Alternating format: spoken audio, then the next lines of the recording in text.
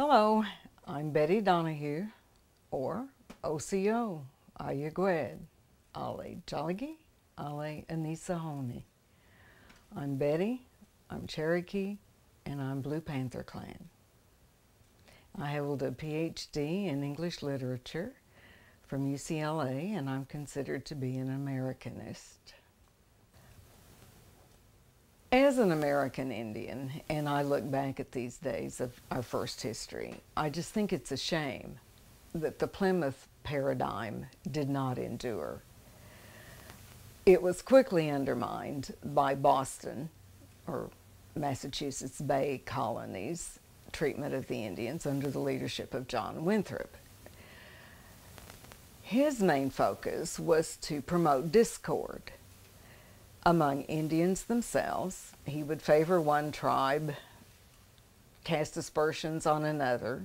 He was constantly trying to politically maneuver the power base so he could profit from it. He had not been in Boston long before he set his eyes on Connecticut and attempted to take that. And in order to get Connecticut, he had to destroy the Pequots. And he made serious inroads into the Pequot population. And those that were not killed were sold into slavery into the Caribbean. Others just disappeared and subsumed into other neighboring tribes like the Nipmucks and this group. They were not easily identified. He didn't totally destroy the Pequots, but he certainly made an attempt. And this sort of set a precedent that this is the way we do things here. We're English. We deserve it. We cultivate it. They don't, which of course was not true. It's a wilderness, which of course it was not. It was a civilization that was very heavily populated. And so they spread a lot of untruths and then used their own mercenary tendencies and Christianity to do all kinds of atrocities on Indian people. Unfortunately, the atrocities have not stopped even into today. We're living with Boston's bequeathal to us, and we just wish that Plymouth had prevailed. But after the death of Bradford, things changed. Josiah Winslow became governor, and when he did, he came under the influence of Winthrop, and that was the end of that story. And it has not been a happy story, but it would have been a glorious story for everyone combined had the Plymouth Paradigm persisted, because then there would have been sharing. And with the killing of so many Indians, we began with roughly 10 million. I don't know exactly what our figures are today, but we're less than 1% of the entire population. But had that persisted, Plymouth's paradigm persisted, and we had not been so decimated, this country would be far more intelligent. We would have far more knowledge. We would have sound scientific knowledge. We would understand the earth better, the winds, and the importance of keeping everything in balance. We can't go overboard any which way and keep our earth or our society. There has to be a golden mean here. We have to stay in some kind of equilibrium. And the Plymothians caught on. Massachusetts Bay did not. And anytime we have somebody that's very dominant and minority voices are silenced, then we can't even begin to count our losses. American Indian people were not stupid. They were very well informed about all kinds of things. They understood agriculture. They understood land management. They did controlled burns before we ever even heard of controlled burns. They managed wildlife. They managed their lives. People had a certain amount of respect. There was a kind of democracy, to use the word, operating within these tribes. Tribes were governed by consensus. No leader had power in any kind of absolute sense. Number one, he had to earn his place in the tribe.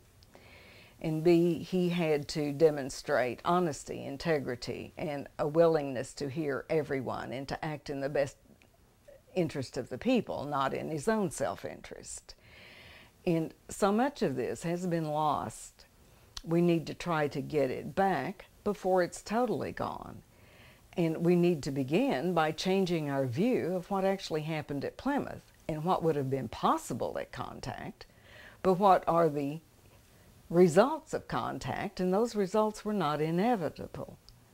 What I call the Plymouth Paradigm involves sharing between Indians and Europeans. There was not rigid separation. Just as during what we called the Thanksgiving season, the Indians were invited into the village. They brought more than food. They brought their customs and their understanding of what was right and appropriate for this time of year. It comes at roughly the same time that the natives in the area and also the Iroquois celebrated something called, there are different names for it. Some call it the Great Feast, some call it the Feast of Dreams, but it's near the winter solstice. It's a time when the tribes came together to do several things. The main purpose, the religious part of the meeting, was to honor the dead, to remember them, and after certain people had been dead for so many years, their names would be passed to another living person. History would be recounted. All the details of the past years would be gone over, and young people would learn their own personal histories at that time. They would learn tribal histories. Another thing that happened at that time would be games would be played. There would be feasting, there would be celebrations. Also, tributes were brought in. Every village was supposed to bring so much food. This food was collected and it was put in a general storage area and then handed out during the winter to those in need. Widows, orphans, old people, whoever needed help could get it. And essentially, this is what has become Thanksgiving. We meet, we have football games, we eat, we do all these things, and we have family gatherings, and we think about the dead. We remember the family members who have gone. We speak their names, and we simply reenact every Thanksgiving the customs that the Indians actually brought to Plymouth.